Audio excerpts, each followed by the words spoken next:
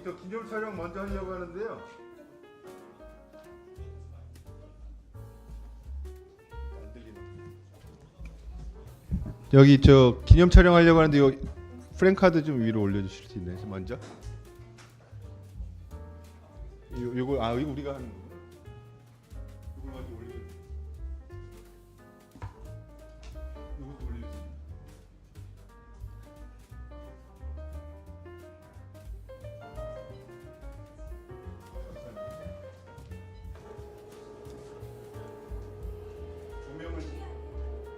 조명을 한번 켜줘야 되겠죠.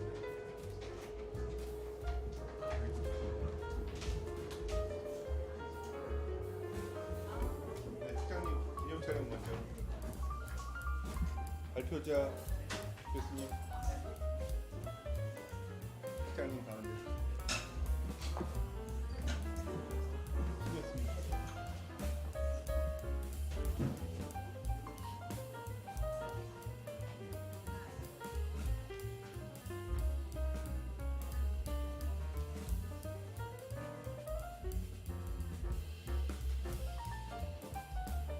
우리 연주자분 잠깐만. 바이올린 연주 어디 갔지? 그냥 나왔을까? 아, 저기 계시네.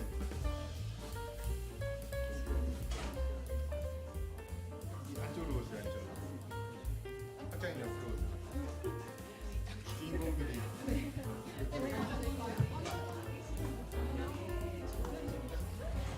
바이올린 하나 들고, 바이올린 하나.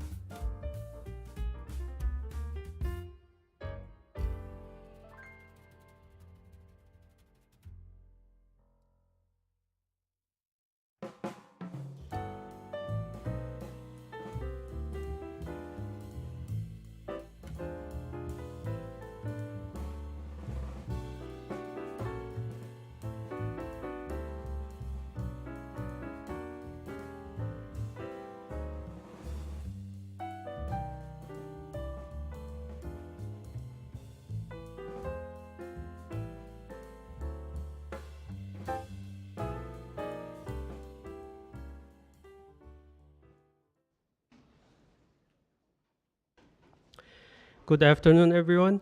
My name is Taesop Shin, a professor of education psychology in the Department of Education at Ewha, and I will be serving as a moderator today. I would like to thank you all for making time to join the International Forum on AI-based Creative Convergence Education at Ewha Women's University. Today's forum is sponsored by the Ministry of Education and the Korea Foundation for the Advancement of Science and Creativity, and organized by the Center for Future Education Research, Center for AI-based Creative Education, College of Education, and the Graduate School of Education at Ewha Women's University. Today, we are honored to have three distinguished speakers. We have invited Drs. Gerald Letandra and Suyong Byun, both esteemed professors at the Pennsylvania State University in the USA, and Dr. Yoonjung Choi, a renowned professor here at Ewha Women's University. After all the presentations are over, we'll have a short Q&A session and take some questions from the audience. For the audiences from online, if you have questions, please use the YouTube chat to leave your questions either in Korean or English. Along with your question, please give a short introduction of yourself, such as name and affiliation. At this point, we would like to have an opening ceremony for today's forum. Dr. Eunhae Park, who is the Dean of College of Education and Graduate School of Education, is with us today to give a welcome speech. After our Dean's opening speech, Dr. Jae-young Chung, who is the Director of Center for Creative Education, will give a congratulatory message. Please welcome Dr. Eunhae Park, Dean of College of Education and Graduate School of Education, who will deliver a welcome speech.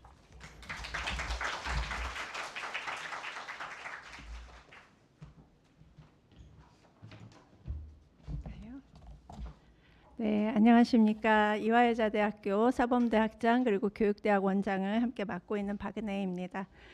이 공휴일, 이 늦은 시간에 제15회 창의융합교육 국제포럼에 참석하기 위해서 본교를 방문해 주신 모든 분들을 진심으로 환영합니다.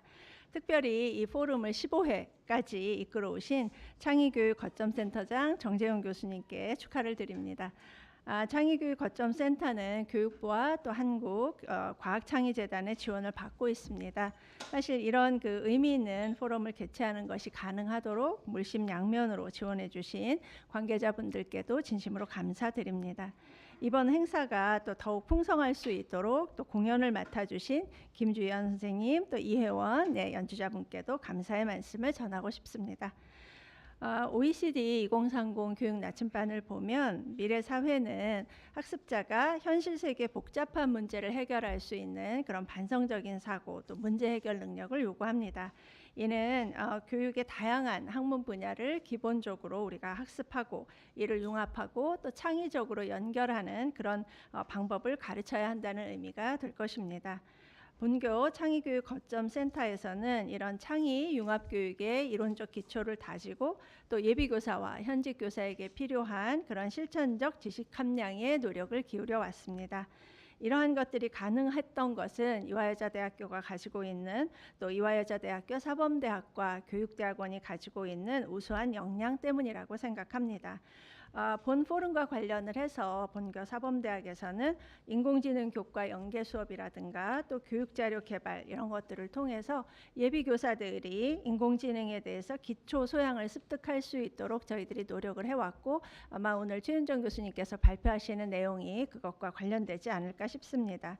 또한 교육대학원에서는 AI 융합교육 전공을 신설했고 2022년에 최초의 졸업생을 배출했습니다. 따라서 우리 학교가 창의융합교육에 매우 앞장서고 있는 학교라고 말씀을 드릴 수가 있습니다. 이번 포럼은 이화여자대학교를 넘어서 창의융합교육의 최신 동향과 또 미래 비전을 함께 공유하고 토론하는 기회를 제공할 것으로 기대합니다. 특히 이러한 토론이 가능하도록 이번 포럼에서 발표를 맡아주신 펜실베이니아 주립대학의 제럴드 랜던트리 교수님, 또 변수영 교수님, 그리고 본교의 최윤정 교수님께 깊은 감사를 드립니다. 이번 포럼을 통해서 우리의 그 교육 체계를 변화시키고 다음 세대를 준비하는 데 필요한 모든 협력과 혁신의 가능성이 논의되는 자리이기를 바랍니다. 어떤 학술 행사든지 사실 그 성패는 참석하신 모든 분들의 적극적인 참여에 달려 있다고 생각을 합니다. 공휴일 늦은 오후에 포럼을 진행하고 또 여기 참석하신 것만으로도 아마 충분히 그런 열정을 보여주셨다고 생각을 하는데요. 그렇지만 더 의미 있는 토론과 아이디어의 공유를 통해서 이번 포럼이 성공적으로 마무리되기를 진심으로 기원합니다. 감사드립니다.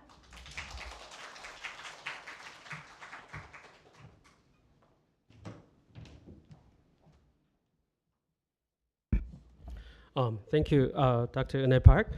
Now, Dr. Jae-young Chung will give a short congratulatory remarks. Please welcome Dr. Chung, Director of Center for Creative Education at Ewha.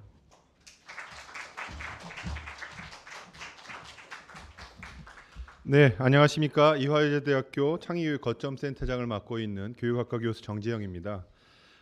AI 기반 창의 융합교육 국제 포럼, 저희가 포럼을 15회째 개최를 했습니다. 6년이라는 기간 동안 제가 센터를 운영해 왔는데요. 오늘 그 결실 중에 하나가 아닌가 이렇게 생각을 합니다. 이번 포럼은 AI 기술과 창의 융합 교육의 미래와 비전을 공유하기 위해서 개최하였습니다. 인공지능 기술은 현대 사회에 엄청난 변화를 불러일으키고 있고 또 교육 분야에 이런 인공지능 기술을 활용하여 개인별 맞춤형 교육을 구현하고자 전 세계가 노력하고 있고 저희 이화여대도 이런 모형들을 만들어가고자 열심히 연구와 교육을 진행하고 있습니다. 저희 이화여대 창의교육 거점센터는 미래 융복합 시대, 요즘엔 빅블러 시대라고도 표현을 하는데요. 융복합 시대에 대비한 창의교육 실천 허브를 만든다라는 것을 비전으로 설정해서 6년간 국영수, 사과, 음악, 미술 할 것 없이 저희가 창의교육 프로그램을 개발하는 데 노력을 해왔습니다. 작년만 하더라도 저희가 초등 국어, 영어 그리고 중등에서 국영수, 사과, 음악, 미술 교과에 9개 교과목에서 AI와 빅데이터를 접목한 교수학습 자료를 개발하고 현장에서 효과성을 검증하는 연구를 진행하였습니다. 이런 연구가 연구로만 끝나는 것이 아니라 현장에서 확산되고 활용되고 또 결과적으로 학생들에게 맞춤형 교육이 구현될 수 있는 그날까지 저희 이화여대가 선도적으로 함께 연구하고 교육할 내용으로 진행을 하고 있습니다. 이 자리에 모이신 우리 오늘 학부생도 오셨고 대학원생들도 많이 오셨고 또 온라인으로도 또 전국에서 많은 분들이 지금 참여해주고 계십니다. 오늘 이 행사가 그냥 일방적인 전달이 아니라 서로에게 영감을 주고받는 중요한 의미 있는 배움의 장이 되기를 기대합니다. 제가 초대했는데 이렇게 덜컥 이렇게 승낙해 주셔서 미국에서 14시간 동안 비행기를 타고 와주신 우리 펜스테이트의 렌텐드리 교수님 그리고 변소영 교수님, 우리와 지금은 소속이 펜스테이트로 되어 있지만 이화와 함께 하시리라고 기대하고 있습니다. 앞으로는 다 이화의 패밀리가 됐다라고 생각을 하고요. 우리 또 이화여대의 자랑스러운 최윤정 교수님께서도 연구 성과를 함께 발표해 주실 예정으로 있습니다. 무엇보다도 이번 행사가 지식의 나눔뿐만이 아니라 그 고대 그리스에서 이루어지던 심포지움, 향연이라고 표현을 하는데 함께 문화와 지식이 함께 교류하는 장이 되도록 이렇게 준비를 해주신 김주연 선생님과 이혜연 선생님께 특별히 제가 감사의 말씀을 드리도록 하겠습니다. 오늘 행사 마지막 끝나는 시간까지 함께 행복함이 가득하시고 지혜와 성찰이 가득한 자리가 되기를 기대하겠습니다. 감사합니다.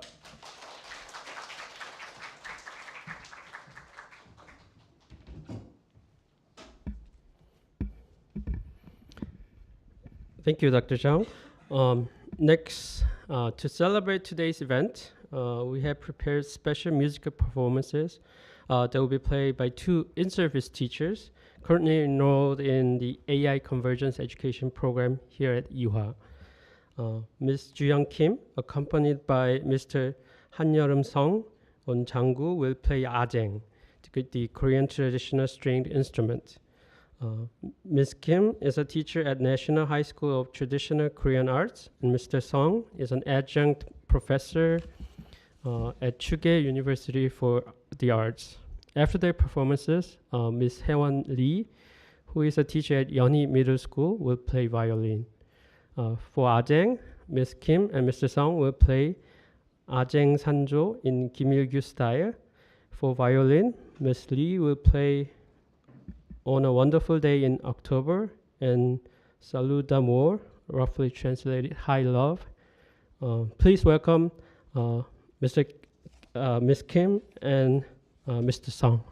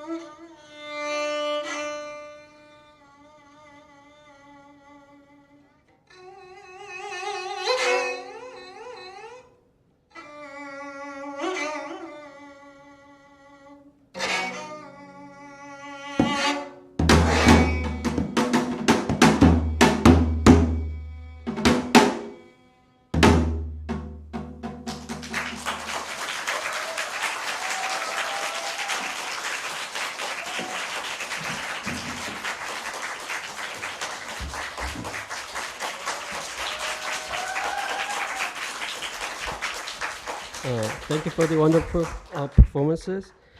Now let's hear from Ms. Hewon Lee. Please give a big welcome.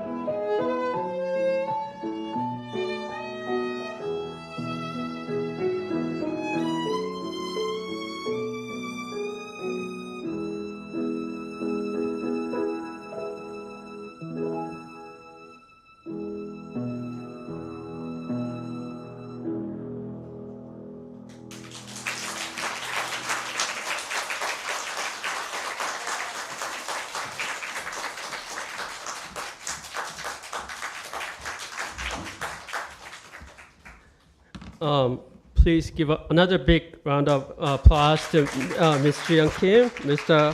Han Yerum Song, and Ms. Haewon Lee.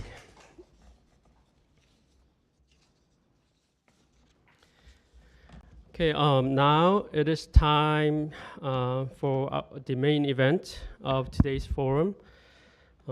First, Dr. Gerald Letendre will give a talk on the topic of globalization, ICT, and teacher professional development for 30 minutes. Dr. Gerald K. Letendre is the Harry Lawrence Bachelet Junior Chair of Educational Administration for the College of Education at Penn State. He's received his bachelor in sociology from Harvard University and PhD in education at Stanford University. His current research focuses on how information and communication technology, specifically social robots, is changing teacher work roles and professional development worldwide. Please welcome Dr. Gerald Letendre.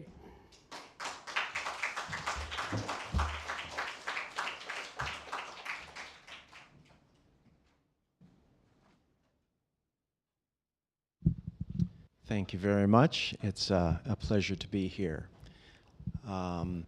I'll say a few words while we're getting the slideshow up.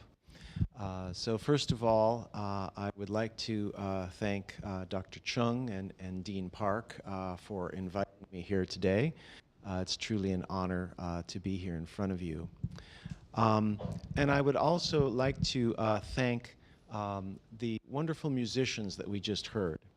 I think it's very important that as we come here today to talk about AI, that we have counterposed such beauty and such mastery. AI can create sounds for us. It can create music. But nothing can create that performance we just saw. Because we as human beings know the intense effort and years of patient dedication it took those performers to attain that level of mastery. And as teachers and as educators, we know it is that human empathy that allows us to instill in children those hopes and those dreams of achieving such wonderful things. So thank you again to our performers. I think that really sets the stage for what we are going to do today. All right, so as it shows, my name is Jerry Letendre. I'm from the Penn State. I have done a lot of work in online, and I'm currently working in our online doctoral education program, which just opened this fall. It is one of the few doctorates of education that is fully online. I'm also former director of our teacher leadership, which was an online program. And I'd be happy to talk with any of you afterwards if you have interests in any of these programs. So today I'm going to talk about AI, ICT, and digital learning as they affect teachers and teacher professional development. But I'm going to take a little bit different view of this. So most of us think of AI as a technology or something new, some new form of technology that's very different and world-changing. I'm a little bit of a techno-skepticist, and I know Dr. Choi will be talking a lot more about this and about the effects of AI on teachers.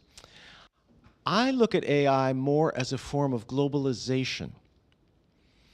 And I'm going to argue that AI is just the most recent development in long-term globalization of human technology. But it is having a profound impact on teachers. It's affecting their professional status and their daily work. But AI and ICT, or information communication technology, is all caught up together. We are all now all digital learners, and our students are digital learners, so we have to be digital teachers. So already AI and ICT has transformed us. But it's transforming us, I think, in even more pervasive ways. AI and ICT allow instantaneous comparison in a global environment, and that dramatically shapes what we as teachers can do. So let me give you a little background on sort of the global state of concerns about teaching and teacher education. UNESCO and OECD and many other global multilateral organizations are very worried about teachers. It was just Teachers' Day, World Teachers' Day on October 5th, and I was watching the proceedings at UNESCO in Paris. There's a global teacher shortage. Some 24 million teachers are needed. There's great concerns about the teaching profession as being attractive or interesting. And there's real concerns about the quality of teaching that's out there.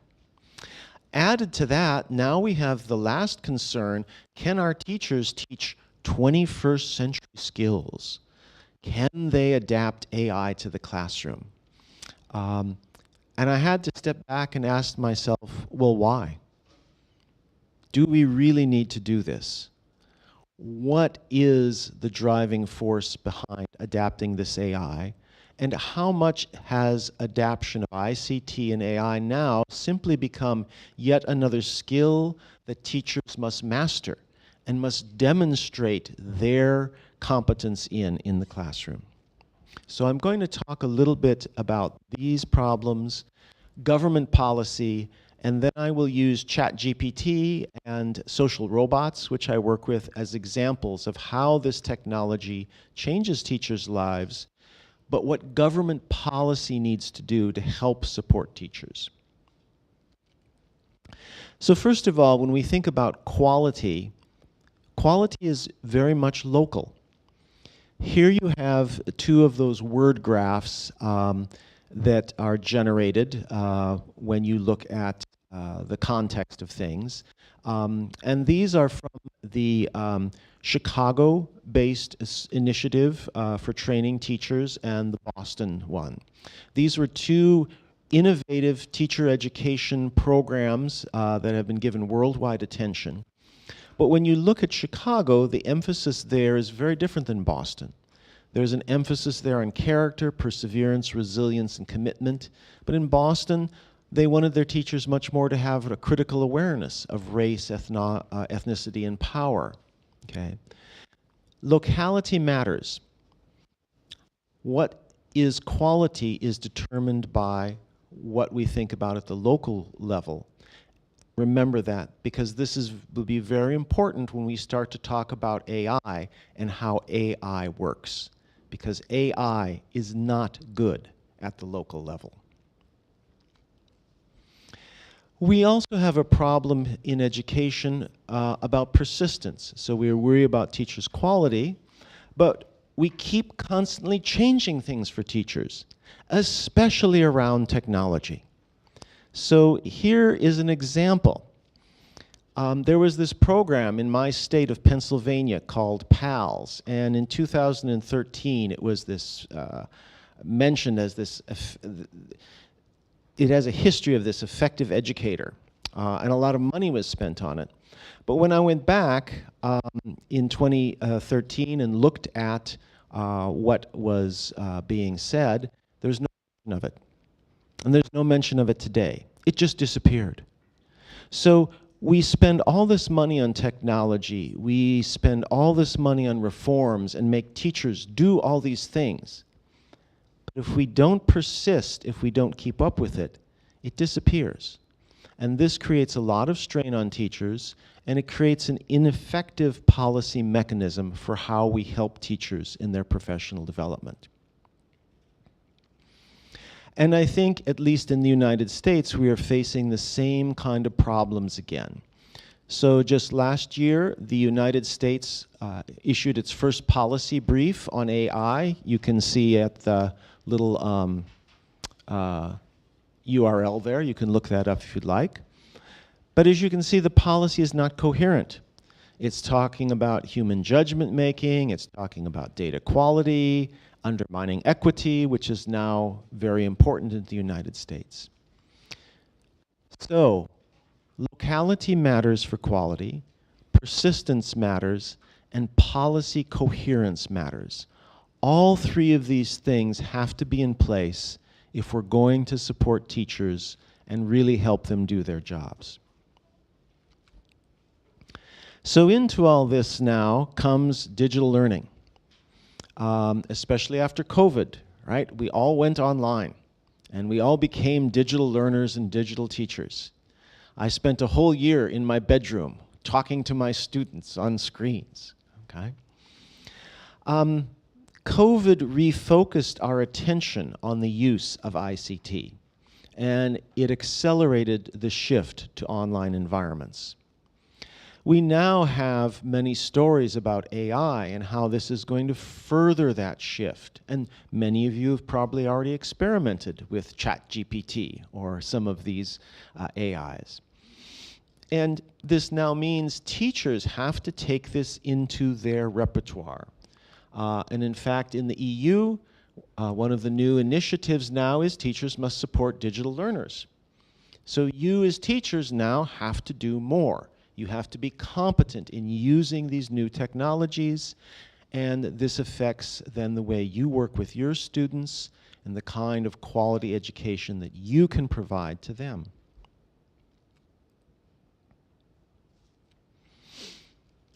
And you can see in this chart from the TALIS, T-A-L-I-S, which is the survey of teacher work and teacher practice, that indeed teachers are engaging in a lot of professional development activity online. According to TALIS, whoops, ooh, how do I go back? There we go. Korea is among the highest. So teachers here in Korea are apparently doing a great deal of work and professional development online already. So in a sense, Korea is leading much of the world in this experiment to see how online learning, how AI, and how digital technologies are going to transform the profession and transform the nature of professional development over time. I tried for this talk to do a little research on Korean government policies. I could only do it in English, I'm sorry to say. But I was really surprised that in 2009, the government proposed that applicants have to demonstrate their teaching capability in a virtual classroom situation. Do you have to do that still? Has it gone away? Persistence matters. This was a big deal in 2009, but now it's not. Most recently, your government has issued new policy initiatives. Digital-driven education reform plan was announced, and they've called for input, of course, from teachers, students, and parents. This is a good thing. Governments should take in this information. The question is, having taken in the information, will they act on it? Will they be persistent? And will they be coherent in the policies that they make? This is what is so critical for teachers. In whatever country, we don't need policy that goes here and then there. We don't want governments to spend millions of dollars on something that only lasts 3 years and then is gone. And it's very difficult because we don't yet know where this world is going. We don't know how effective AI will be, but as I will talk about with my social robots, I think we know enough that we can be a little skeptical, that we need to kind of wait and see how the trends are going to go before we jump wholesale into converting. Hold on a second, my timer is off. Okay. So now let me give some examples, and let me talk about a few things. So thinking about AI just as technology, as ICT, what kinds of AI are teachers encountering? Well, it's nothing new. Google search is a form of AI, and it's been around a long time. Okay? Siri and Alexa. Do they have a different name in Korea, or is it Siri and Alexa? Same, okay. I have colleagues at the University of Idaho that are looking at how Siri and Alexa can be used in the classroom. We have, of course, the famous ChatGPT, which I'll talk about. And we have social robots. Has anyone worked with a social robot? Pepper, Casper, now? Okay. They may be coming to a classroom near you. And now we have interactive AI tutoring, what I would call the Advanced Khan Academy, the kinds of online, almost like shadow education, as Dr. Byun will talk about, that are available and AI-powered. And I know that Dr. Chung has done a lot of work on this tutoring, and he presented a very informative paper about this at our conference in the US most recently. So teachers are already encountering all kinds of AI coming into the classroom, or more importantly, into students' homes. And kids bring that in with them, right? Every one of us now, from like age 5 on, has got one of these darn things, and that brings the AI with it. So let me go back to this theme then of skepticism and hype and reality. In The Economist, as a, oops, I keep doing that. Just recently, at the end of last month, one of the Microsoft officers was interviewed in a story on AI. And he was saying that, oh, it's going to entail an entirely new way of working in which the machine helps you produce more, but isn't always right. To my mind, that's what this means. We're going to be spending more time with machines and less with kids as teachers. We're going to be working more to make sure the machines do things right and are correct and aren't being hacked and aren't producing some kind of right-wing terrible lesson for our kids, as happened with one of the AI experiments gone wrong in the US, and less time interacting with children. If we don't have the policies right, if we don't have a coherent view about what AI should do and how it should be used, and when and to what degree kids should be exposed with it. So let me give a personal interaction with ChatGPT. I thought that since I was giving this talk, I'd see what ChatGPT would say. So I asked ChatGPT to write my talk. As it says there, write an essay of less than 1,000 words on how AI will influence teacher professional development, provide citations. That's what I typed into ChatGPT.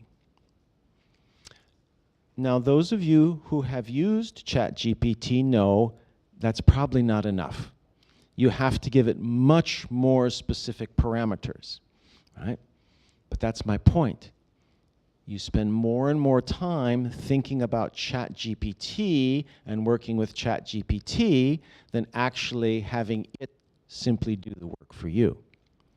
So this is the paragraph that ChatGPT gave me. It's good in that it's grammatically correct, in that it sounds good, and if I were a sophomore in college and I had to hand in an essay to my professor the next day, it probably works. It doesn't work for teachers. And it doesn't work for me. Because this is also what happened. It lies. Now, they call it AI hallucination. That's actually the technical term in the industry. Fascinating. Why don't you just say it? It lies.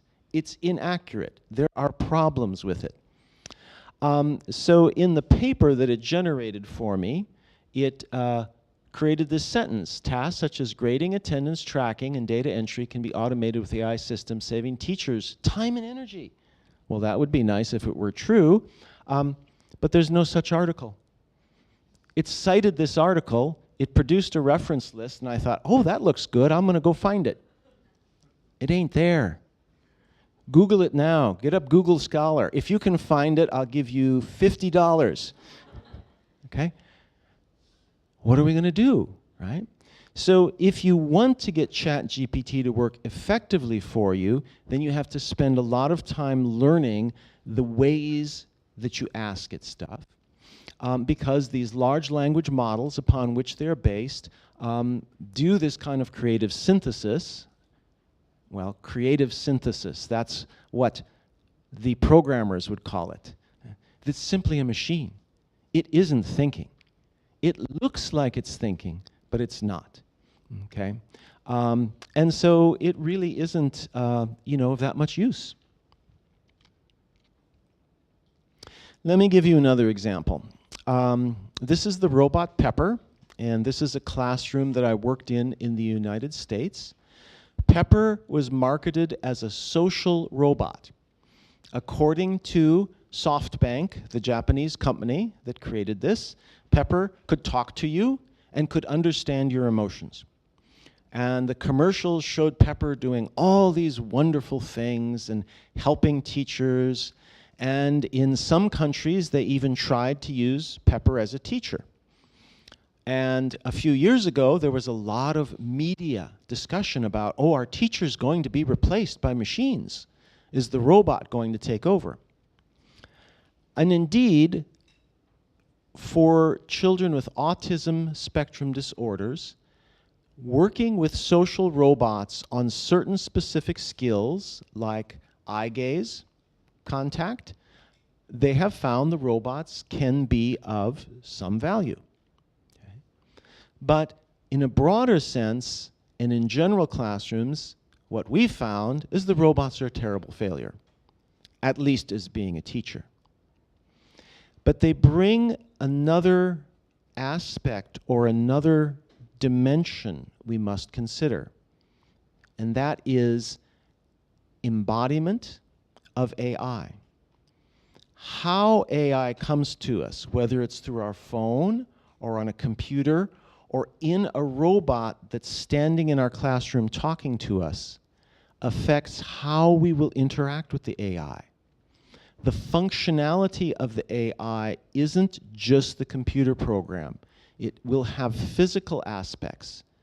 And as AI becomes integrated more into our lives, the social aspect of it, how well does AI do in interactive social situations, will become very important. Right now, ChatGPT and others you just use sort of as individuals. But a classroom environment requires functionality and sociability. And so AI will probably need to be embodied in the classroom in some way. Because this is why. We learn from each other by interacting. So this teacher is mimicking how Pepper looks. Right? It's an instinctive human reaction to do this. Okay? The children instinctively tried to interact with Pepper. But Pepper can't instinctively, reactively, socially respond. It's just a machine. And even though it's got great sensors and state-of-the-art technology, and you can hook Siri or Alexa into it, it's still incapable of doing very basic human tasks. What we found was Pepper can't recognize individuals. It can't talk to more than one person at a time. Even a 3-year-old can do, right? You learned to talk to mommy and daddy when you were very, very small. We haven't mastered this yet with our technology. But the physical form allows the robot to be more acceptable, to be more cute, charming, and so people are more likely to try and interact with AI when it's in a robot body.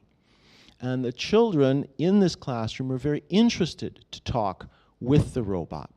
But this meant then that the teachers had to spend more time learning about the robot, trying to get the robot to perform, and less in talking with the students about what does it mean to be a robot? What does it mean to be human? Of all the things that Pepper did, one of the most powerful learning that it provided was students began to think about what it meant to be human. So I am not totally opposed to robots. I am not opposed to AI. I'm skeptical of them. Certainly in the case of Pepper, the awareness of what it takes to be truly social and to be truly human was very powerful for the students. They came out of that 9-week, or it was 10-week unit with a much greater understanding of what social interaction is, of what it means to be a social being, and of what the limitations of technology are. They gained a metacognitive perspective on AI. And partly it's because they could touch it, they could feel it, they could interact with it in a way that disembodied voices like Siri or Alexa simply don't provide. So again, teachers can use this technology, teachers can bring this technology in, and if they control how the technology is used and for what purpose and to what end, there's some real potential here. There's some real excitement. When Pepper came in and they unboxed Pepper, all the kids were really excited. All right, it's a real live robot. I was excited. I'm 60 years old, but I remember the cartoons about robots when I was a kid, right? Oh boy, a robot. So the physicality, the interactivity of it can be very helpful, but it needs, again, to be controlled by the teachers so that the local interactions, the quality of the local classroom interactions is preserved and supported. But as I said, AI is not about locality. AI is about mass data. And this is why I come back to this theme about globalization. You know, our government in the United States thinks that AI may enable greater customizability of curricular resources to meet local needs. I flat out think that's wrong. I think it will fail. Because from what I understand of the current AI models, they require enormous amounts of data to be trained. If you just have local data, it's not sufficient to train them. So we're going to be introducing AI into our classrooms, and that effect is, I think, not likely to be customizable to the local level, but rather to be another force of globalization. Korean children, US children, Japanese children will all play with the same robot. The AI that powers them will be drawing on all the same databases. So we will live in a world where at the very classroom level of interaction, the whole world of data and information is there. How's that going to impact teachers' work? Well, instruction is going to look pretty similar across the world. You can immediately compare your classroom with other classrooms. Teachers will be required to display more and more competence in ICT. In other words, maybe you're a violin teacher, but now you've got to master using the violin and the digital tools that go along with it. Okay? It's going to increase the communicative demand on teachers. Parents are going to want to know, why is my child talking with an AI? What's happening to my child's speech and my child's schoolwork? Is it being recorded by the AI? Do I have control over it? There'll be new forms of accountability. Who's responsible for making sure that the AI functions properly? And I think this is going to lead us inevitably, as technology has already done, to work intensification. Over the last 20 years, what we've seen in the world is rather than working less, teachers are working more. Technology so far has not helped reduce teacher workload. It has increased teacher workload. And I think AI, despite the promises, will likely do the same, at least in the short term. Now down the road, I don't know. We'll see what happens. But I think in order to deal with this effectively, we will have to have good policies in order to prevent this. So this is, I think, about my last slide. What I want us to do then is to rethink of quality in terms of policy terms. None of us can change what our governments do as individuals, but as groups, we can petition, we can mobilize to ask for better policies. A coherent policy for improving teachers doesn't just talk about one of these, teacher education or recruitment. It talks about them all. It follows the life cycle of the teacher, and it's coordinated on the national, state, and local levels. These are the kinds of AI policy that I think all nations need to build. They need to think about what is the level of AI that's going to be incorporated into this vision of a high-quality teacher. We could certainly use AI to help recruit people into teaching, but what aspects of AI are going to be required in teacher education? Will candidates have to pass a virtual teaching test, as the Korean Ministry of Education proposed in 2009? Maybe not. Maybe it'll change. Again, coherence and persistence across these. And finally, of course, professional development. AI and all of these forms of technology change fast. So that means teachers will constantly need new professional development. They'll need new sources of support in dealing with these mechanisms. And that is where I think governments can do a lot of help to think about how we will support our teachers and provide professional development, and think carefully about when and how much we're going to require our teachers to use technology. So that's about all I have.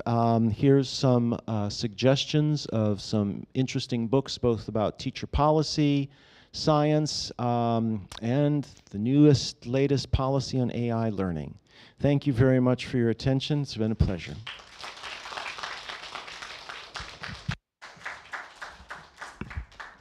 Well, thank you for your wonderful presentation, Dr. Luchandre.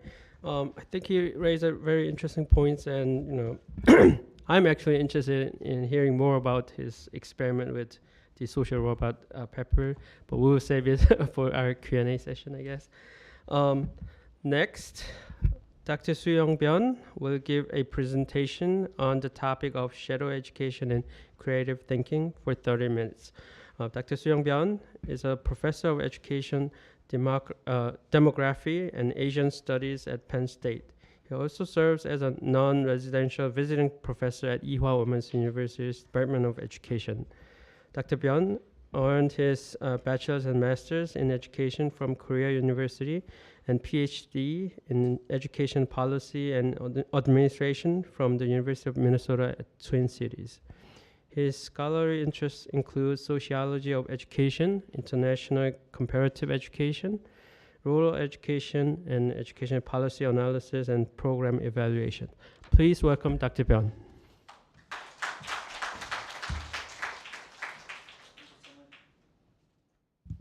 Thank you so much, Dr. Shin, for a nice introduction. Hello, everyone. My name is Soo-young Byun. I'm a professor of education in Penn State University, and I also have a joint appointment here at Ewha Women's University. Before I get started, I want to thank you again to Dr. Chung for this wonderful opportunity. As you might know, my research area is not a creative thinking or creativity. I'm more interested in the shadow education. But I can tell, creativity is well integrated here at this international forum. I have attended more than 100 international conference and academic conference, but I never had this kind of a conference. I mean, we start like a really good music performance, which is really entertaining. I hope my talk also entertain you guys. So, the shadow education. How many of you heard about the shadow education? Okay, some of you, those who took my class, and actually I taught the class here at Ewha University this spring. I will teach next spring as well. So shadow education is a private supplementary tutoring in Korean context. It's 사교육. Okay. Now let me ask another question. How many of you think that shadow education or 사교육 has a positive impact on creative thinking? None of you? Okay. How many of you believe that the, shadow education have a negative impact? Most of you, right? Do we have evidence? Not much, right? And that's how I started this study. So actually, you know, we just published this my research in journal for study of education and development. This is a special edition for the shadow education. So I'm so proud of this product of collaboration with the cover of the my co-authors actually. Jilly Zhang is my student at the Penn State, and Dr. Shin here at the Ewha Women's University. Because I'm not an expert on the creative thinking, so I needed to rely on other expert the knowledge. So we just published it. So I'm so proud of this article because this is the first article that I published as a Ewha Women's University faculty member. So here's my author. So, as I said, you know, there are a lot of total the evidence about the negative impact of shadow education and creative thinking. If you look at the media, newspaper, they always talking about the negative impact, right? So, so I try to to look at some academic journals and publication, but I don't see many publication.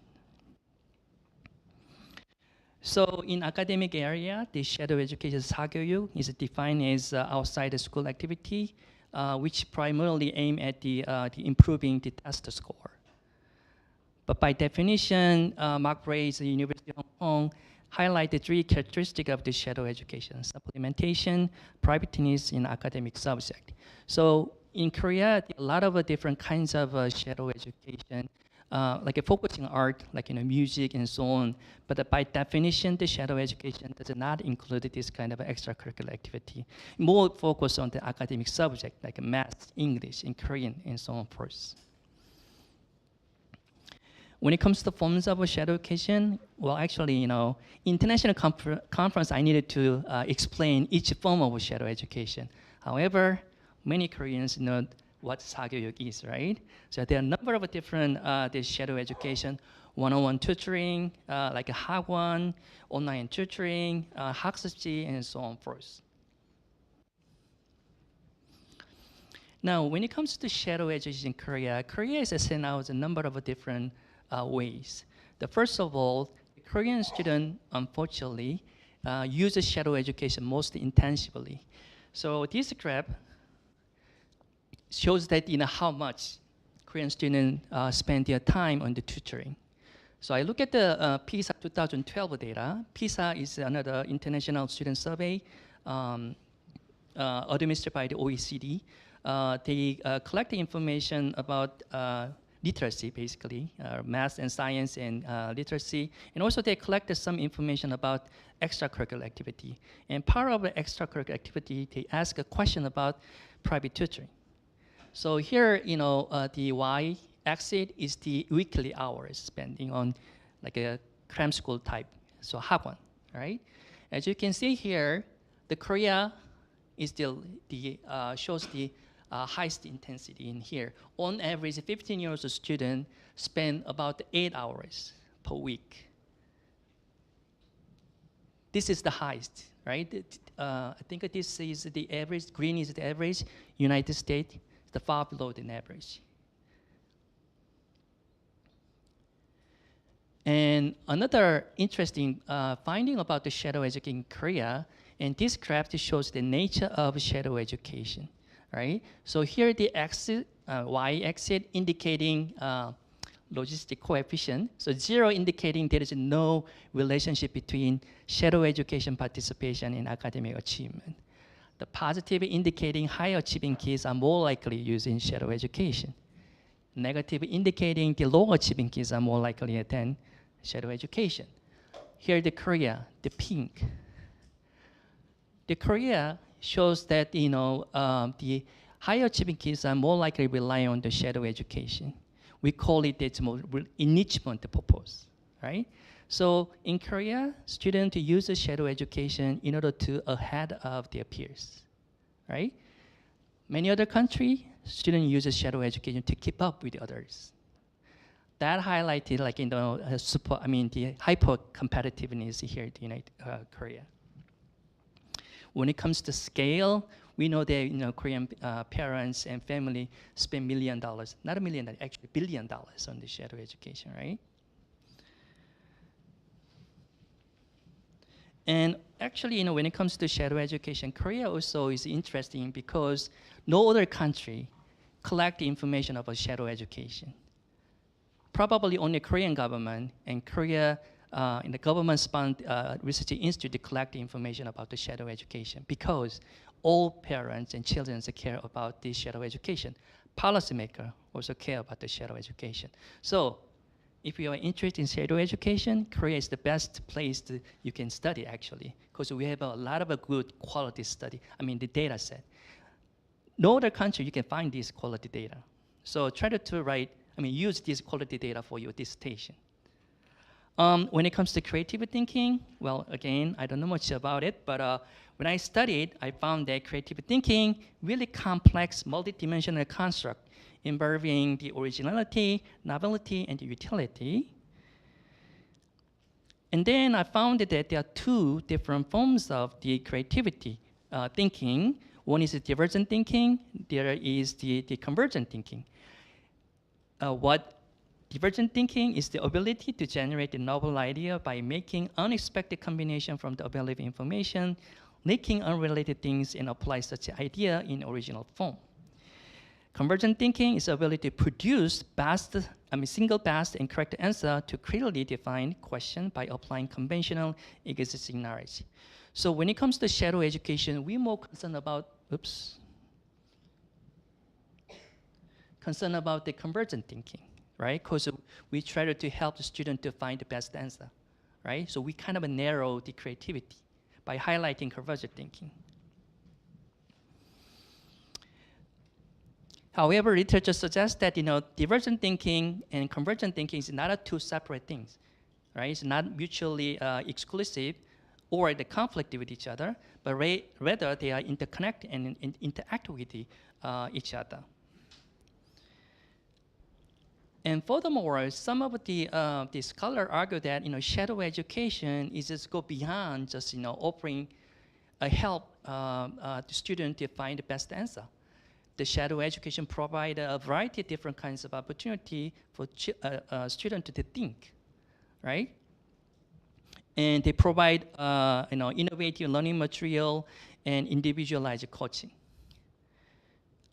So I took this picture into Google. So they're talking about how online tutor promote the creativity. So given discussion, we can draw the two research hypotheses. One is the shadow education will negatively impact on creative thinking by narrowing student thinking around the best answer. On the other hand, the shadow education can have some positive impact on student creativity rather than in discouraging. So we try to test these competing hypotheses. So I tried to look at the literature, and I found one literature about the impact of shadow education and creative thinking. And here the Han and Seo. And they use the Seoul Educational Longitudinal Survey, 서울 교육전당연구, to study this. And they found the positive impact of a creative shadow education participating in creative thinking. That's really good news, right?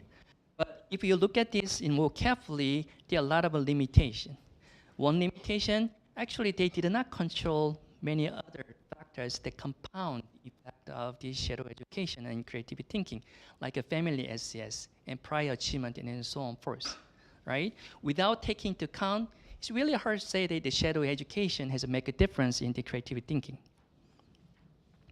And I also look at the Korean literature.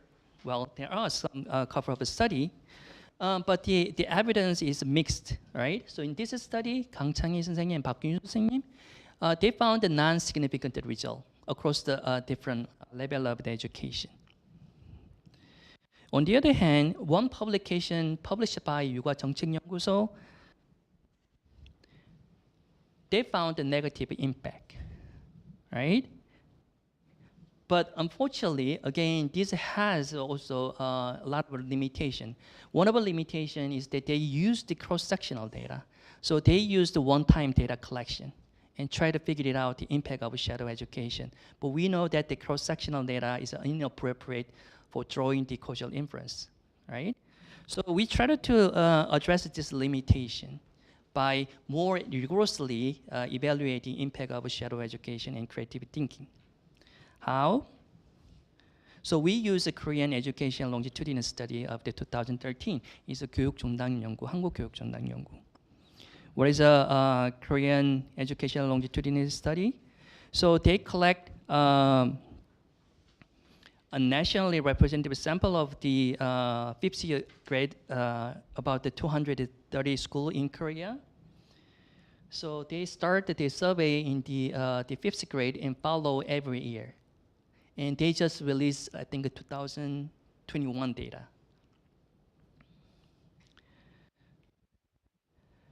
They use the two-stage stratified sample design. So basically, they select a representative sample of the elementary school, and then sample the school. They selected randomly a student. And also, they collect the data from their family and teacher and principal. So we tried to use the all the students who participate in base year survey. So about the 7,000. So how we measure the shadow education? We measured the shadow education with the dichotomous variable, indicating, yes, I participate in shadow education, or I know. So this is based on the parents' report. So this is the original question. So there is the gate question, right? Whether you survey the child participating in shadow education this year. And then, as I said, Korean government collected very different kinds of information. If children participate in how much you spend, and what kind of is 학원 or like one-on-one, and in what school subject.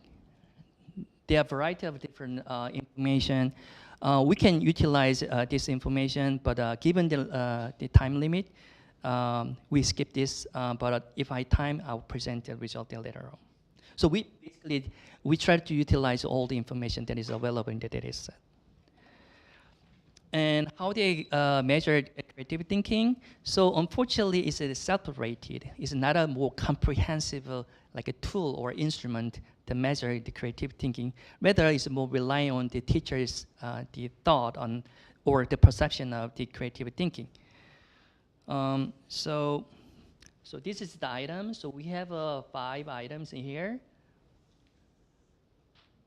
This is the original question. So 나는 다른 친구들이 생각하지 못하는 생각을 잘한다, and so on forth. So we try to utilize this information. And then we try to create a gain score. So basically, we do have information about the 5th grade and the 6th grade. So we can examine the change, right? To how this creative thinking changed over time between the 5th grade and 6th grade, and how shadow education contribute these changes, right? So we subtract the level of creative thinking from the 6th grade into 5th grade. And then we include a number of different covariates that suggest that the compounding effect of shadow education. So we include a number of family background, like in a family income, parental education, family structure, and so on forth.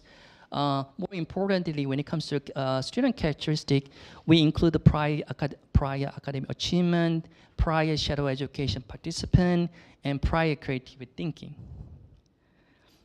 And when it comes to school factor, we know that school location is important, whether you're living in the Seoul or like some rural area.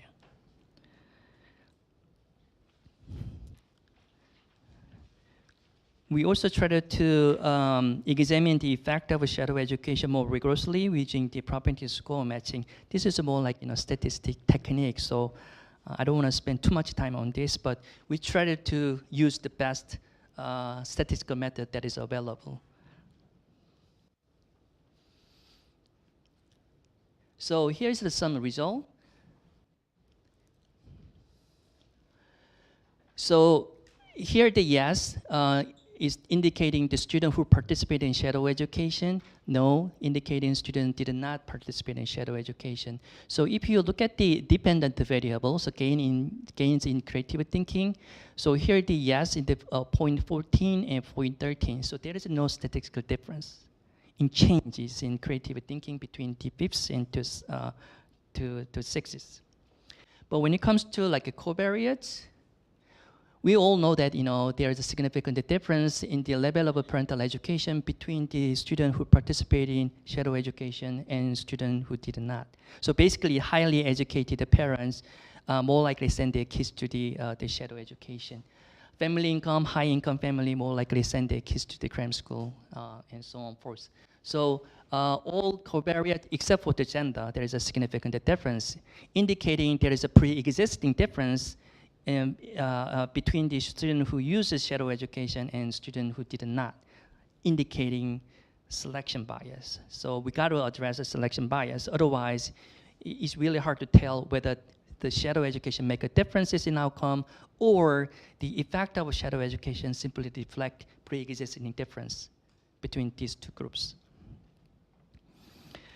Here I use logistic regression, so I simultaneously include all covariates. And then, as you can see here, family income is really important to determine the shadow education participant. Basically, you need the money, right? Number of siblings is negative, so you have more kids, and then because you got to spread your resources, right? That's why nowadays young generation have fewer children, right? Academic support, they have a positive. Prior achievement, again, the positive. High achieving kids are more likely to use shadow education. Prior shadow education participant also very strong positive. In other words, if you participate in shadow education 5th grade, and you more likely participate in the 6th grade as well. So you continue to participate in shadow education, right?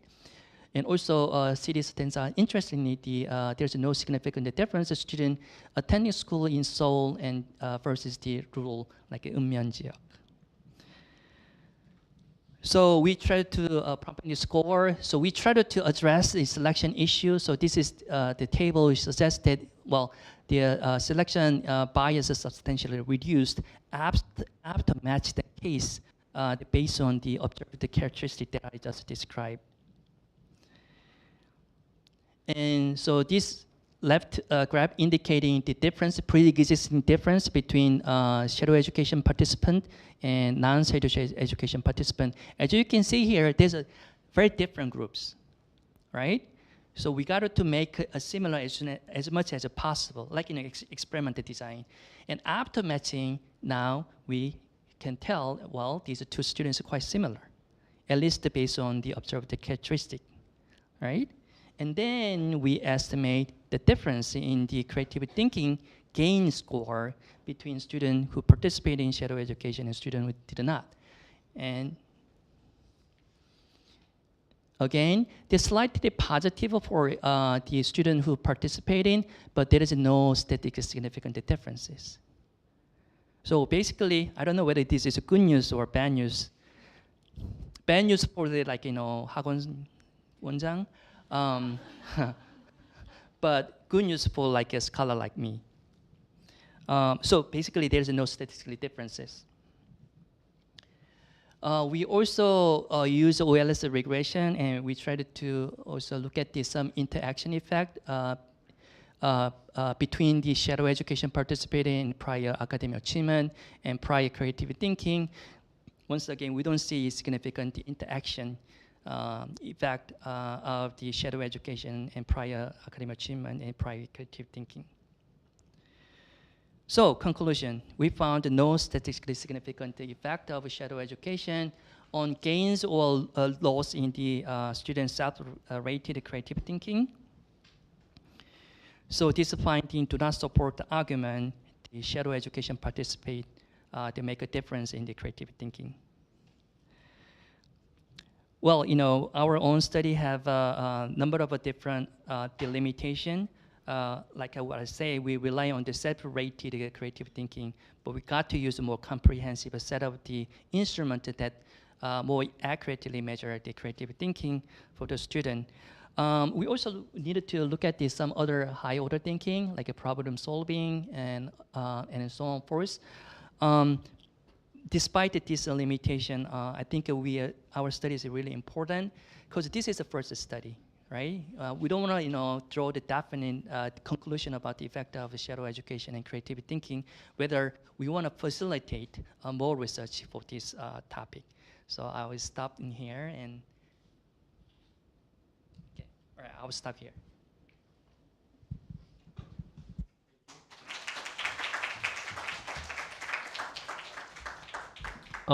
Thank you so much for your insightful presentation on shadow education in Korea.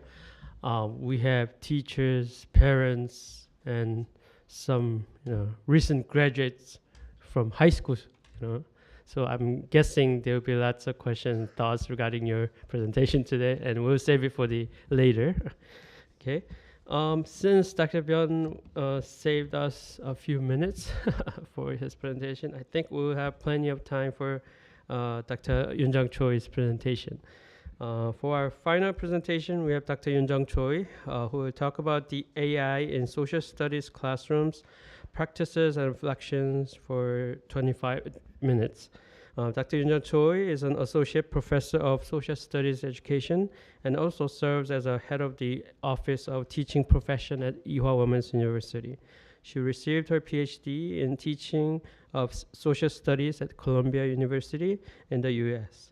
Her research and teaching expertise include multicultural, global citizenship, and teaching for justice and human rights under the umbrella area of social studies and school curriculum. Recently, she has been expanding her interest to AI and creativity, convergence education in social studies classrooms. Please welcome Dr. Yoonjung Choi.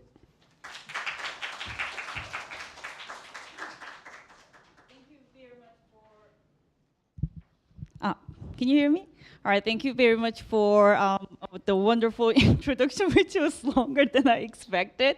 Okay, so my topic for today's talk is AI in social studies classrooms. So I believe my presentation will serve as an opportunity for us to switch our focus on more grounded, practical classroom levels, and we're gonna focus on social studies in Korean 사회과, which is my area, in middle schools and high schools, secondary level education. So my background for this presentation and research is grounded on the holistic project that the Ewha Women's University the College of Education is doing with the Center for the Creative Education.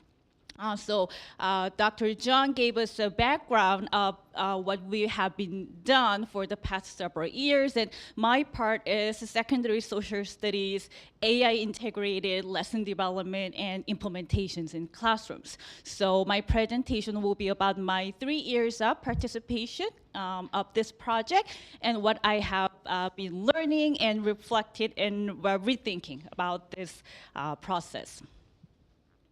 All right, so AI in education, there can be many different definitions and conceptualizations, but this model is the one that I cite often. It's from the Metropolitan Office of Education. So in a nutshell, it says there are 3 aspects of AI in education. First of all, it can be let me try. All right, so learning about AI. So students can learn about concepts and principles, effects of AI in classrooms. Using AI in education, this is the area that I focused on. So education using AI, students may have some experiences. They may do some practices of application of AI services or programs in their subject area-based learning. So this is what the area that I have been focused on. Students can also do making AI in classrooms. It's more about like technology-based. So like learning about algorithm and machine learning, they can actually do coding in classrooms. So my area was this, using AI in social studies for the purpose of enhancing the creativity and convergence competencies of students in classrooms. AI has connections with creativity. This is a 60 competencies model that was introduced actually in the book that Dr. Chung wrote. So there are 6 aspects of competencies that students are expected to develop in the era of AI. And creativity is one of, how do I go back? All right, one of the area. So here we can see some connections. Let me skip this. All right, so for the past several years, we have been seeing some changes and developments in AIs. Several years ago, you know, everybody was talking about like metaverse, something that everybody should be on, or but now no one is really talking about it anymore. But we know that it's based on, you know, some like virtual spaces and communications that we were enthusiastic about. And then teachable machine was introduced as a basic model of sort of a machine learning, a type of a tool that we can adapt in subject area classrooms. So everyone was really wowed with the teachable machine when it was first introduced in some of the social studies classrooms that I taught for pre-service teachers and also secondary level students in their classrooms as well.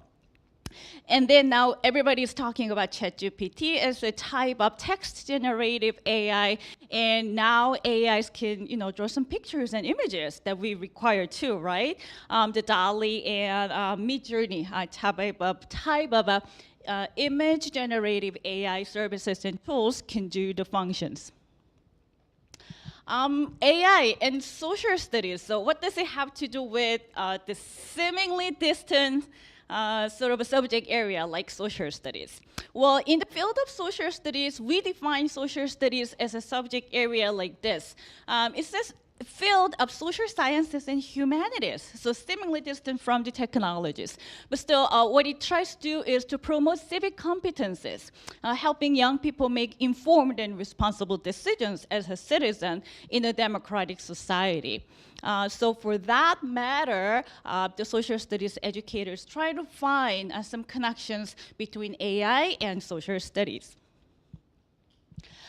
There has been a lot of like media reports and increasing level of media reports and research articles dealing with AI and social studies, the link between two areas, and not only sort of like positive aspects, but also some concerns and worries as well.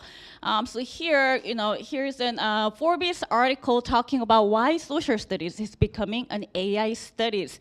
As I said, in terms of the citizenship aspect, you know, AI itself is not just a technical issue, it also incorporates lots of different societal level and you know, legal issues and ethical issues as well. So social studies is the area that students can learn about such ideas in classrooms. And yes, experts and educators focus on, you know, how these two areas can work together. Some teacher workshops for in-service teachers like these are going on a lot. So it seems like the social studies teachers, just like any other subject areas, are expected to learn about and, you know, have masteries on AIs in classrooms. Some articles dealing with like machine learning in social studies, how such tools and services can help students develop media literacy and analyze newspapers. Korean example, students used a teachable machine and they developed the machine that sort out the garbages so that students can develop more environmentally friendly classrooms. AIs now has been discussed in social studies areas, but there are also concerns and worries as well. So this is the idea that the Dr. Tender briefly mentioned in his talk, the techno-skepticism, and in social studies, the concerns has been rising as well.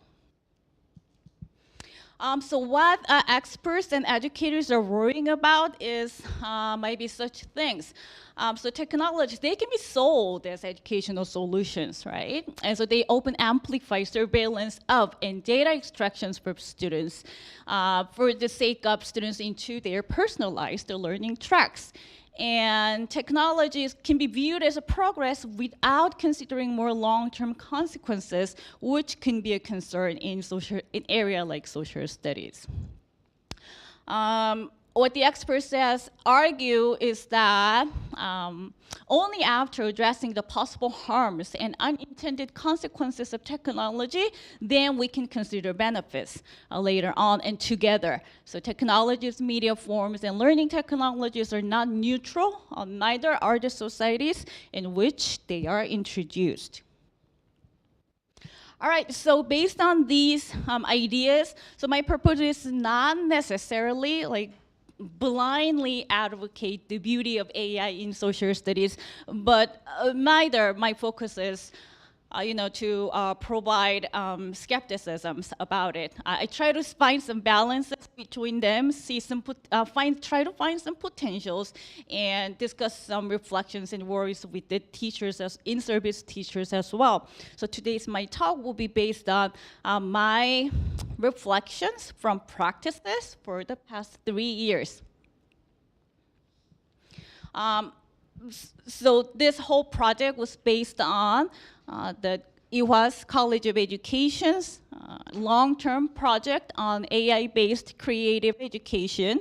What we've been trying to do is enhancing and promoting creative education practices in the preparation for the future of era of convergence. So again, my job and my role was designing lessons and implementing it in social studies classrooms.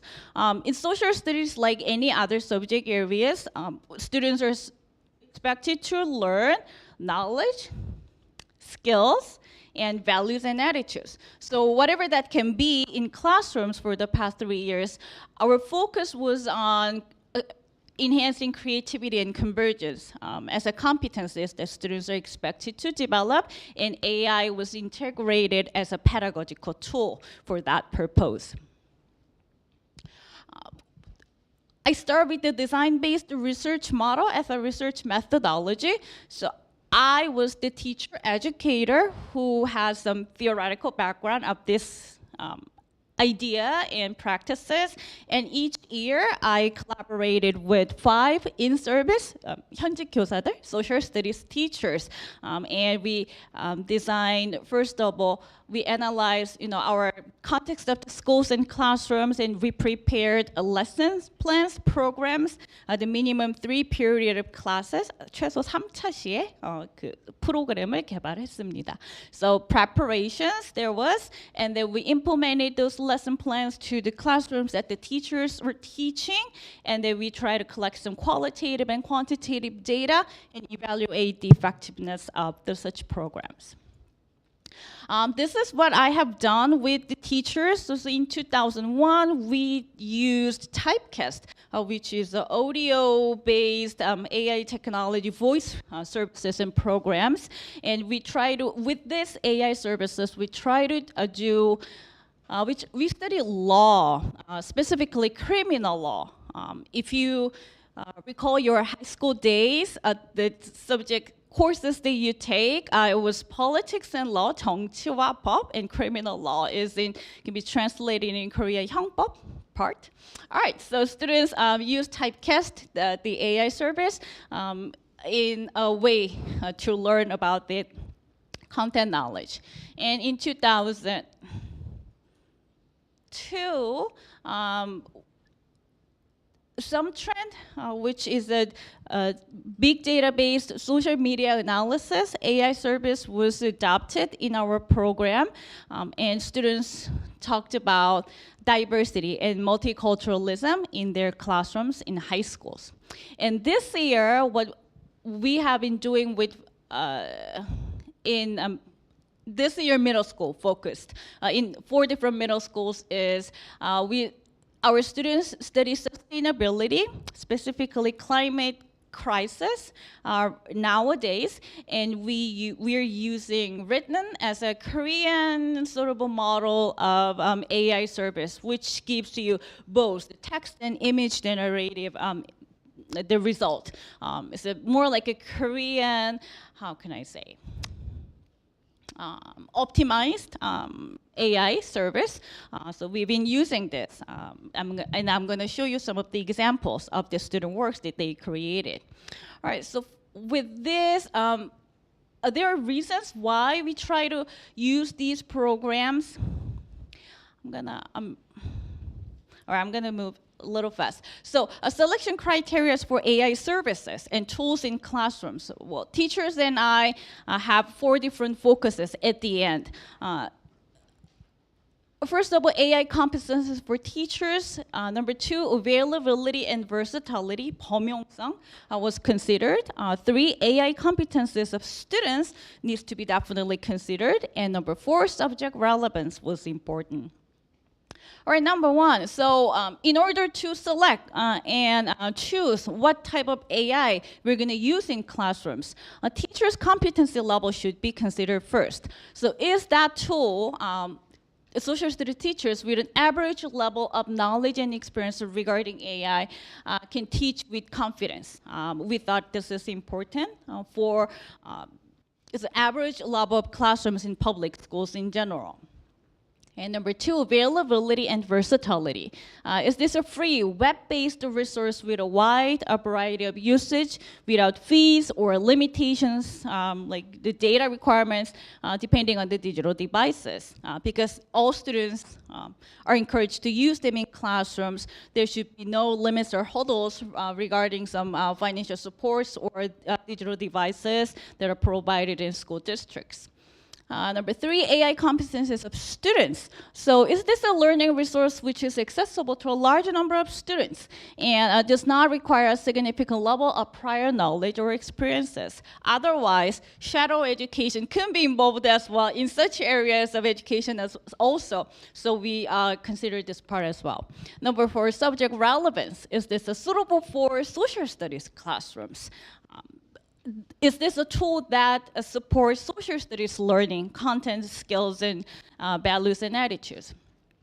So I'm going to explain and give you examples of what we have done in each year from now on. So in 2001, students learned criminal law in grade 10 to 11. That's 고등학교 1학년 and 2학년. And in politics and law subject classrooms, 정치와 법 시간에, students learn criminal law first of all. And they do some analysis on real cases. And then they write those sort of dilemmas and legal, ethical sort of considerations that they learn from the criminal law into news report, news media. So they wrote like a traditional sort of a news report, and then they translate it as a voice, a sort of a radio news using the AI voice service. So here were some of the cases that students studied, but I'm going to skip because of the time constraints. I'm going to very briefly introduce this product to give you some hints what students were doing with this. I'm going to try to play this. Maybe sound is not working, which is important. Can someone help with the sound?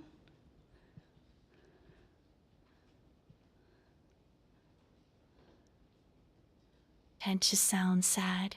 Or do you want your content to sound happy? Adjust the speaking speed as you like. You can make it fast or you can make it slow. You can also change the background of the video to any image. Besides me, there are many other characters. Create a realistic video with a natural voice by choosing a character that best fits your content. Do you need to insert subtitles or use a screen transition? Typecast can help you with that too. Click the download button and choose between audio and video. Typecast will enrich your content. The beginning part was, missing, but you get the sense, right? What this is about. So students used as AI service to create their own audio news. So this is pictures of students working in their own classrooms. They have their own tablet PCs or devices, and you see in the screen they're working on the AI service. All right, I have samples, but because of the time constraint, I'm gonna skip. All right, so in 2002, we talked about diversity in our classrooms. This was also high school, targeted lesson plans, mostly on society and culture, 사회문화, which is an elective course for high school students, and also 통합사회, integrated social studies classrooms. And we're gonna see what students did. All right, we used the big data analysis. There are some different characteristics of how big data is different from data. So there are lots of different factors that needs to be considered. What is important is, when speaking of big data, deriving new rules and creating values throughout analysis and expression, visual representation is important when we analyze big data. All right, so here are some examples of our student did. Using Google Jamboard, the teachers collected some of the prejudices, biases that students have regarding different parts of the world and groups of people. And then more traditional ways of, sticky notes method and grouping students' ideas. And then the sum trend was here in a way to analyze how Korean people as a society have what type of perceptions do we have as a group regarding diversity. Well, here's an example that I prepared for you just to show you how this works. So last week, I searched the concept 인공지능, AI, and then this is what we have, what was mentioned in Korean newspapers and media reports for the past week. So this is what it shows, what has been said, how much it has been discussed. It's talked a lot in private corporations, and global is the most closely connected world to AI, word cloud, etc. So using such services, students used some of the different they searched some of the key concepts that they try to focus on for their own analysis, and they saw some of the results like this. For example, if you type Islam as a concept for their own search, students said for the 1 month, what people have said about the concept in their blogs or Twitter.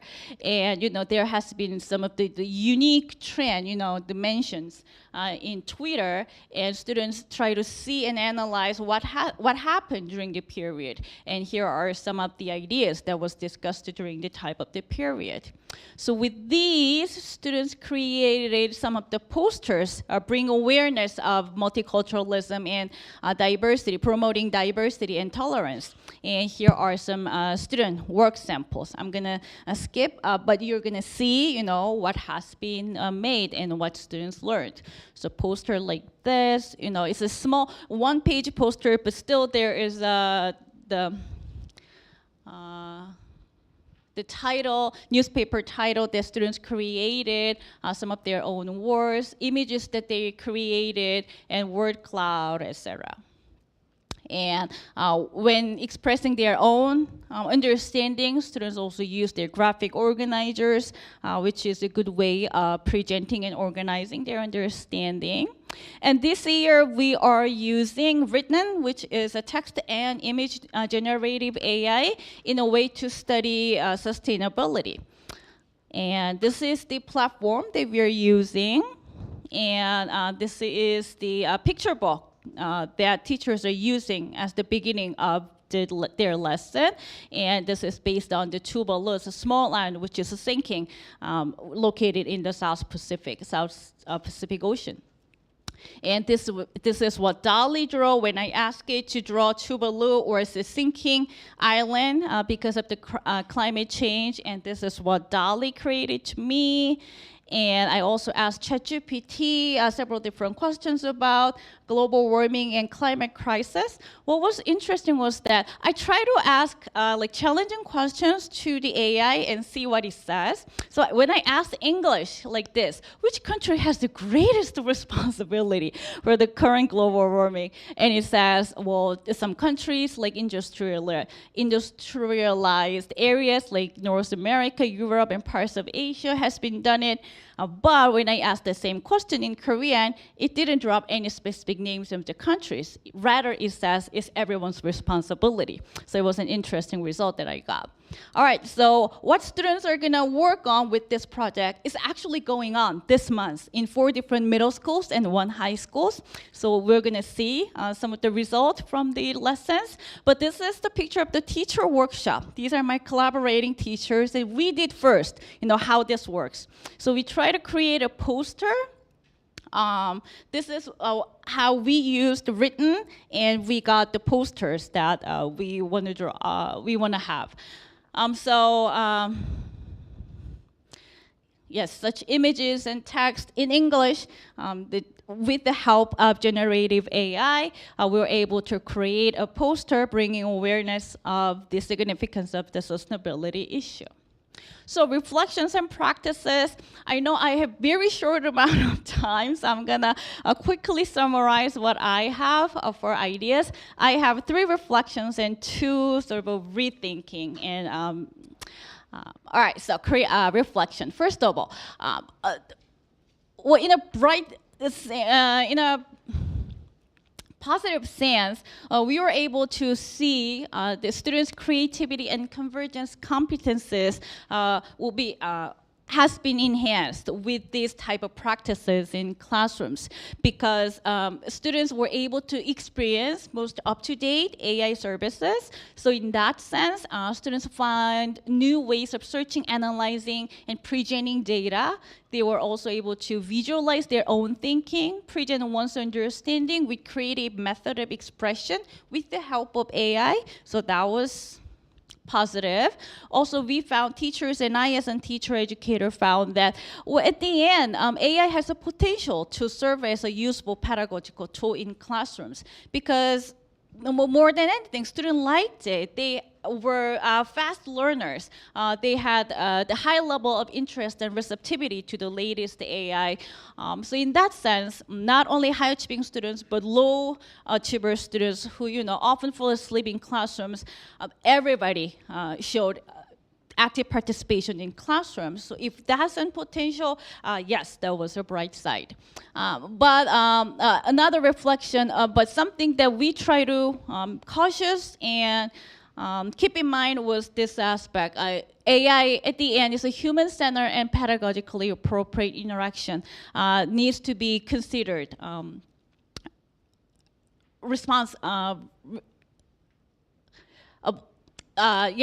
Needs to be considered. So I try to cite some of the UNESCO's guidelines and some suggestions about AIs in classrooms. The use of tools should contribute to human needs and make learning or research more effective than a no-tech or other alternative approach.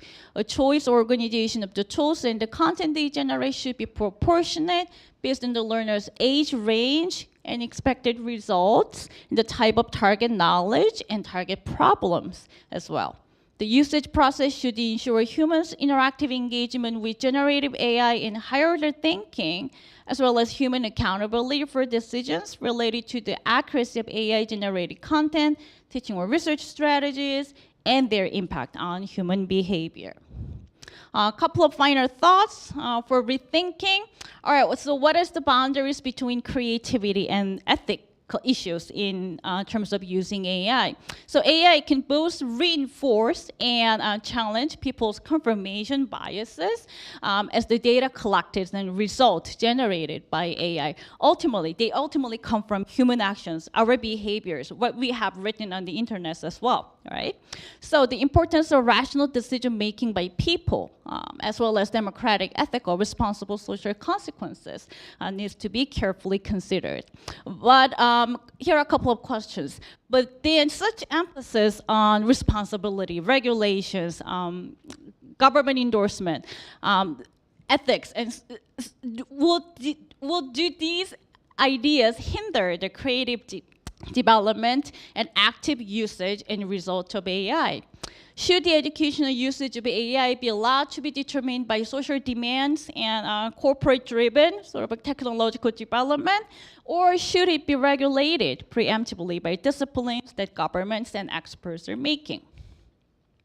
Lastly, other presenters also draw upon such concerns as well. My question is whether AI ChatGPT would be an instant trend or will be a sustainable partner with public education. AI would be a trendy jargon or a sustainable partner of the future education, in what educational levels, in which subject areas. Ever increasingly important role of responsibility of not just social studies but other subject areas will be important. And what next? Pre-service or in-service teacher education, professional development, local level policies, and more would be further discussed. All right, thank you very much.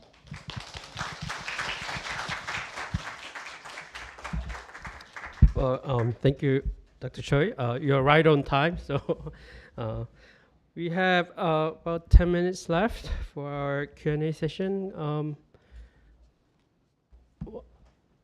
Do we need to take a short break to clear up the podium and stuff? Yeah, we'll take a break for 30 seconds.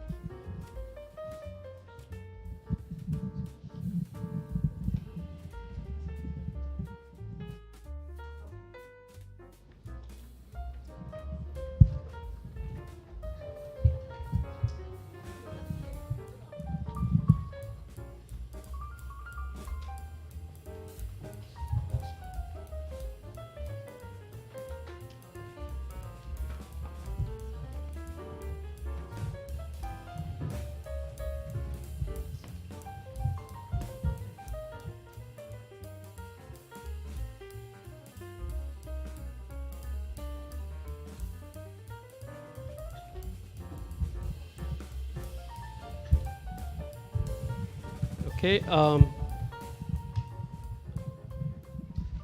We have about 5 or 6 minutes left for our Q&A session. I know this is you guys are here even during the holiday, So I'm gonna get some questions, maybe 2 or 3 questions from the floor first. Then we'll take some questions from the YouTube chat if there's any. So please raise your hand if you have any questions or thoughts regarding any of the presentations that were made today. Yeah, go ahead. Please introduce yourself.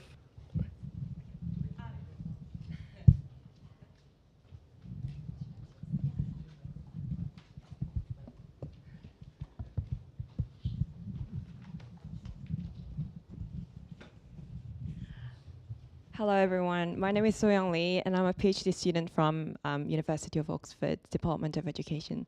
Thank you very much for a wonderful presentation. I learned a lot today, and I have lots of questions, but I'm going to resist myself to few questions. First question is for Professor Bian. So I was really interested in your research, and then congratulations for the recent publication. And then I was wondering, you used the samples of the students in the fifth and sixth grades, and I was wondering because like the shadow education might be most intense for higher academic level of students, like high school and middle school students, and maybe it is more interesting to look at them and how their creativity was affected by that, by the shadow education. Do you expect different results if you use different samples?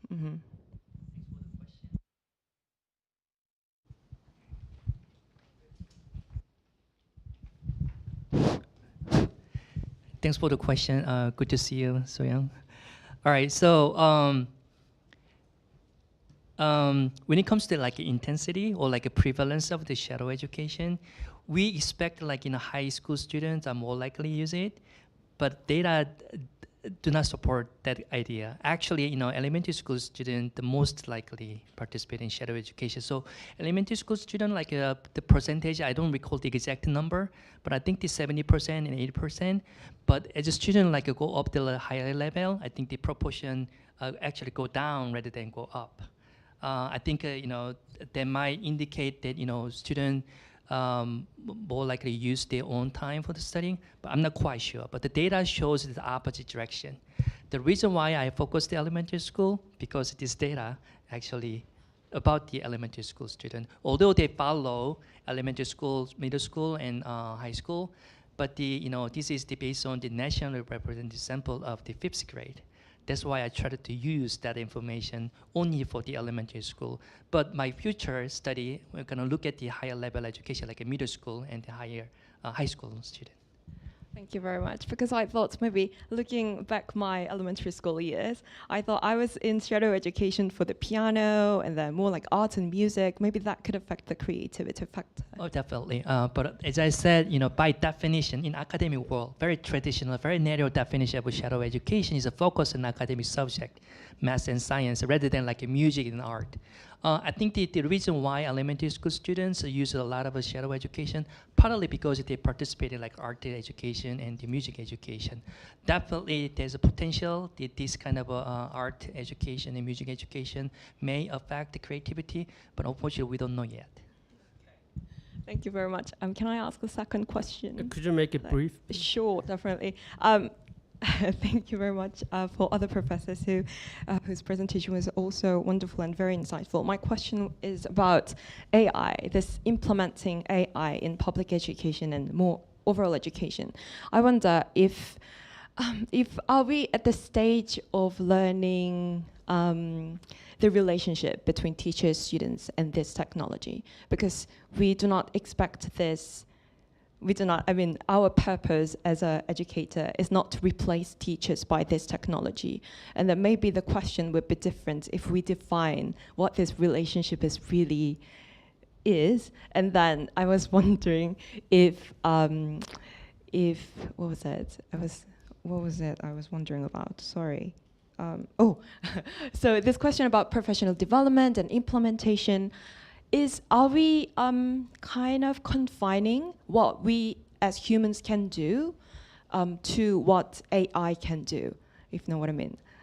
Because are we asking teachers to use these technologies for knowledge learning and for student development, or just because there is technology and that we should use it? And then, if there is any limitation of using.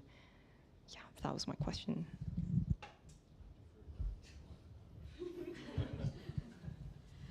All right. Thank you for your question.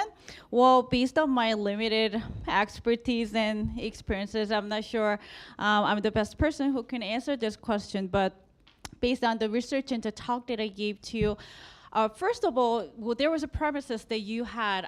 We don't want AI replace teachers in public schools.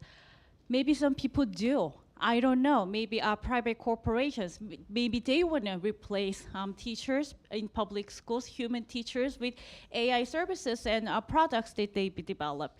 Maybe government has different ideas. Maybe they want to save some monies in schooling and education. Well, then AI might be, good solution to do that. So we don't really know, where this is going. But what I try to emphasize in my presentation with the cooperating teachers that I worked with is that so far what we have found the usage of education in the best sense is potential to be used as a effective pedagogical tools in classrooms. So for today's sort of overarching theme, the creativity and convergence, so in a way to enhance such a competence for students, AI can be served as a tool, help teachers' roles, assist teachers, help teachers to learn these areas and competencies, but we haven't found something farther than that. So I guess that can be my answer. Right, thank you. We have a question from the YouTube chat. I think this is for Dr. Luchandra. You mentioned about the techno-skepticism, and do you have any thoughts on in terms of how to overcome those issues or concerns? No, actually, I'd promote techno-skepticism. I think Dr. Choi's presentation was brilliant and showed the benefit of it. So if you ask AI, hey AI, what are the problems in our local community? Or you say, hey AI, how do we solve our garbage problem? It's not going to give you a good answer and you're not going to learn anything. But if you ask the students to identify their problem and then you have the students work with AI to generate solutions to it and think about how they use AI, then it can really be something. As long as the teachers have the support, as Dr. Choi pointed out, then they can take it, they can localize it, they can use it as a tool of learning. So yes, there may be governments that want to replace all their teachers with AI. I think that's a very short-sighted thinking. Rather, it's thinking about how do we support our teachers to think about using AI and be skeptical of it. Be very skeptical of it. But with that skepticism then comes realization of when it becomes really interesting and really helpful. All right, thank you. We're already past 6 o'clock now, so I guess it's time to sort of wrap up. I'm sure some of the people in the audience have more questions. We'll love to take those after we wrap up our forum today. So at this point, before we wrap up our forum today, I would like to make one announcement, which is that if you have not participated in our short web survey, please do so. 설문지 응답 부탁드립니다. Finally, I would like to thank everyone who attended today's forum, including the 3 presenters, face-to-face audiences, and online audiences. We hope you enjoyed today's presentations and look forward to meeting or seeing you all at the next event. Have a great rest of your day. Thank you.